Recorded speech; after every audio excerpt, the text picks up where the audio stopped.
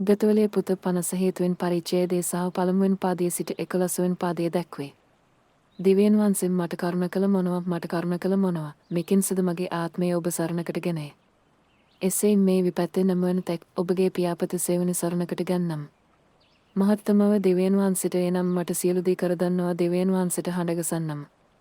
මේ ගලගෙන්ට කැමති තැනැත්ත නන්ද කරන කලේ උන්වහන්සේ සමර්ගයෙන් පීඨේව මේ ගලවෙනසක් දෙවියන් වහන්සේ සේවකයා කරුණවත් සබකීමත් එවනසක්.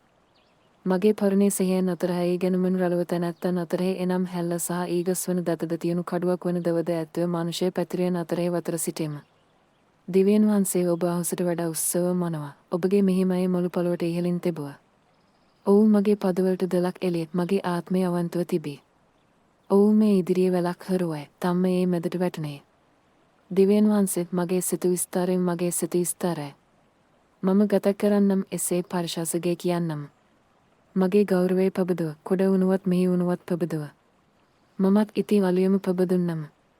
ස්වාමින් මනුෂ්‍ය වර්ගයන් අතර ඔබට සත්‍ය කරන්නම් ජාතීන් අතර ඔබට පරිශාසගේ කියන්නම්.